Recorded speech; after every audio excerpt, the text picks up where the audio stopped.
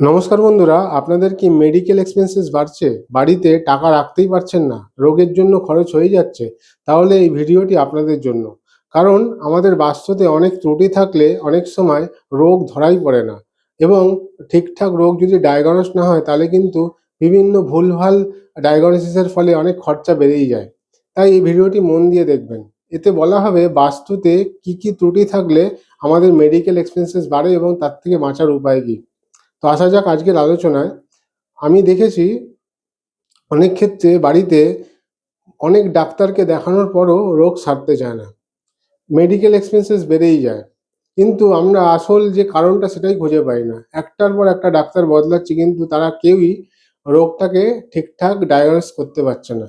এর ফলে আমাদের রোগের প্রতি খরচাও বেড়ে যাচ্ছে রোগের পেছনে, এবং টাকা আমাদের সেভিংস হচ্ছে না।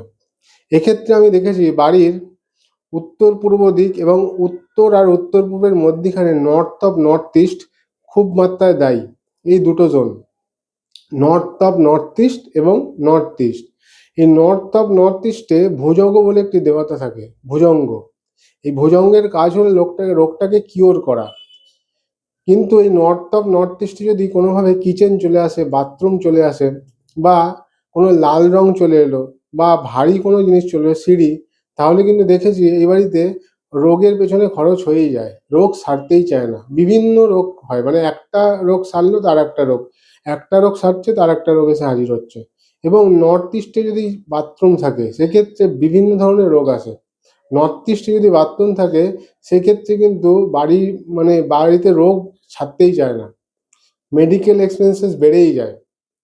এই দুটি জোন যদি আমরা ক্লিয়ার করে নিতে পারি, এবং এই দুটি জোনে যদি অ্যান্টি কালার বা অ্যান্টি এলিমেন্ট সরিয়ে দিতে পারি, বাড়িতে কিন্তু অনেক ক্ষেত্রে আমাদের রোগের পরিমাণ, যে খরচ সেটা অনেক ক্ষেত্রে কমে যায় এবং হেলথ আমাদের ভালো থাকে। এবং আরও দুটি জোন দেখেছি বাস্তুতে, যেটি হলো বাড়ির সাউথ ইস্ট জোন, দক্ষিণ পূর্ব দিক কর্নার। এটা আমাদের শরীরের এনার্জিকে ইন্ডিকেট করে, সাউথ ইস্ট কর্নার। কিন্তু সাউথ ইস্ট কর্নারে যদি আপনার রিজার্ভার থাকে বা সেপটিক ট্যাঙ্ক থাকে, ওভারহেড ট্যাঙ্ক থাকে, দেখেছি এই ক্ষেত্রেও কিন্তু রোগ পেরার পরিমাণ বেড়ে যায়, শরীরে রোগ ছাড়তেই যায় না, লেথার্জি ভাব। এছাড়া বাড়ির সাউথ অফ সাউথ ওয়েস্টে যদি আমাদের বেডরুম হয় সেক্ষেত্রেও দেখেছি রোগের পরিমাণ বেড়েই যায়, শরীরে এনার্জি আস্তে আস্তে কমতে আরম্ভ করে।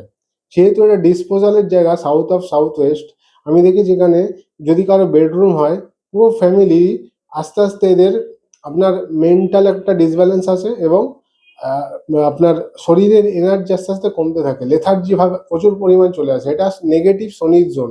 এই সাউথ অফ সাউথ ওয়েস্ট হলো নেগেটিভ শনি জোন, শনি এখানে নেগেটিভ ফল দেয়। এবং আমি আরও দেখেছি যদি বাড়ির সাউথ অফ সাউথ ওয়েস্টে আপনার মেডিকেলের যে আপনার প্রেসক্রিপশন, ডাক্তারবাবুর রিপোর্ট, সমস্ত কিছু রেখে দিয়েছেন ওখানে সাউথ অফ সাউথ ওয়েস্ট জোনে, সেক্ষেত্রেও কিন্তু আমি দেখেছি এখানে মেডিকেল একটা ডায়াগনোস যে ঠিকঠাক হওয়া, অনেক ক্ষেত্রে এটা কিন্তু হতে চায় না, ডায়াগনোস হতে চায় না ঠিকঠাক রোগটা।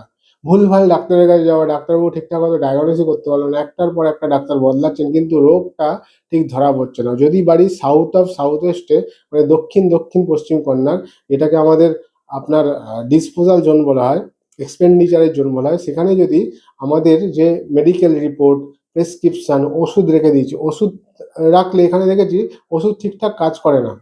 আপনি যদি সাউথ অফ সাউথ ওয়েস্টে আপনার মেডিকেল যে রিপোর্ট ওগুলোও রেখে দেয়, সেক্ষেত্রেও কিন্তু একটা নেগেটিভ একটা এফেক্ট নিয়ে আসে আপনার হেলথের ক্ষেত্রে। এছাড়া আমি দেখেছি বাড়ির পশ্চিম দিক এবং উত্তর পশ্চিমের মধ্যিখানে যদি বেডরুম থাকে সেক্ষেত্রেও কিন্তু মেডিকেল এক্সপেন্সেস বাড়ে। তো আমাদের বাস্তু অনুযায়ী এই যে জোনগুলো বললাম, north east, south of south West এবং ওয়েস্ট অফ নর্থ ওয়েস্ট, এই জোনগুলোকে যদি ব্যালেন্স করে নেওয়া যায়, এখান থেকে অ্যান্টি এলিমেন্ট বা অ্যান্টি কালার সরিয়ে নেওয়া যায়, সেক্ষেত্রে কিন্তু অনেক ক্ষেত্রেই এটার আপনার আমাদের হেলথের একটা ইমপ্রুভমেন্ট ঘটে। এবং বাড়ির নর্থ অফ নর্থ ইস্টে যদি একটা ধন্বন্তরী দেবতার ছবি বা মূর্তি লাগানো যায় পিতলের, নর্থ অফ নর্থ ইস্টে, ওই আপনার 20 থেকে 25 ডিগ্রির আশপাশ, 20 থেকে 25 ডিগ্রির আশপাশ, ডিগ্রিটা মেনশন করলাম, 20 থেকে 25 degree, north of north east. এখানে যদি একটা ধন্বন্তরী দেবতার একটা পেতলের মূর্তি বা ধন্বন্তরী দেবতার একটা ছবি লাগানো যায়, তাহলে কিন্তু আমাদের অনেক ক্ষেত্রে হেলথ ইস্যুগুলো অনেক কমে যায় এবং আমাদের ইমিউনিটি পাওয়ার বেড়ে যায়। এছাড়া যদি একটা পেতলের সিংহ এই নর্থ ইস্টে বসানো যায় বা সাউথ ইস্টে বসানো যায় পেতলের সিংহ, এক্ষেত্রেও দেখেছি আমাদের কিন্তু ইমিউনিটি পাওয়ার বাড়ে, কারণ সিংহের ইমিউনিটি পাওয়ার খুব হাই। সিংহ অনেক ক্ষেত্রে আমি দেখেছি, আপনারা ডিসকভারিতে দেখবেন অনেক ক্ষেত্রে স্নেক বাইটকেও এরা রিকভার করে ওঠে, এদের মানে প্রতিরোধ ক্ষমতা এত বেশি। তো ওই সিংহর যে প্রতিমূর্তি পিতলের, এটা যদি নর্থ ইস্টে বসানো যায়, নর্থ ইস্টে বসানো যায় পিতলের সিংহ, তাহলে কিন্তু অনেক ক্ষেত্রে আপনাদের যে হেলথের যে একটা ডিসব্যালেন্স বা আমাদের শরীর খারাপ হওয়া, অনেকেই ছোটোখাটো বিষয়ে শরীর খারাপ হয়ে যায়, সেক্ষেত্রে কিন্তু অনেকটা ইমিউনিটি পাওয়ার বাড়বে এবং ভালো ডাক্তারবাবুর সন্ধান পাবেন এক্ষেত্রে।